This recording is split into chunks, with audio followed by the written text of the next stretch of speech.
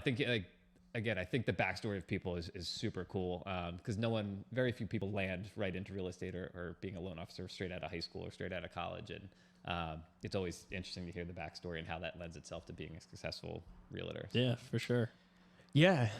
And are you doing a lot of listings now? You working with like buy side, or I mean, obviously you're doing whatever you can get your hands on, but Yeah, it's a different industry now than it was even a year ago. But when I got into this industry, it was tough. I mean, rates were already on their way up. But I've had an amazing year this year, and a lot of it is I call a lot of people. I make a lot of phone calls and try to find as many off-market deals as I can. Yesterday, you asked me what a win was. Yesterday, I closed an off-market deal from it was a client of mine who wanted to be in a specific neighborhood, and I called that neighborhood relentlessly. Really? Found a couple that wanted to move out, and we did it off market. It was great. Awesome. So yeah, that's a And huge the win. only way that works is if you're grinding. That's yeah. it. You don't So just get lucky with those. yeah, No, that's yeah. that's it. You got to really find the work. I think everyone asks us how's business, how's the industry, and it's like, well, if you're thinking the phone rings, it's a little different now. But if you're willing to go out there and find it, Yeah, for sure. you'll find it.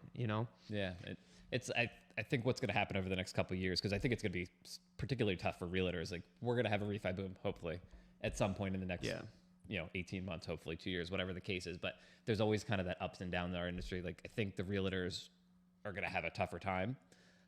I mean, you could speak to it better. I don't think home prices are coming down anytime soon. Yeah. And it's going to be the people who, like you, who are figuring out how to be creative and get those deals done and find houses to sell or find, buyers for houses that, find houses for buyers that are having a tough time. So I think a lot of people are going to be dropping out of the industry over the next couple of years just because they're going to be like, we just can't sustain it anymore. Yeah, Can't we've do it. seen that Yeah. through our industry the past 2 years probably. So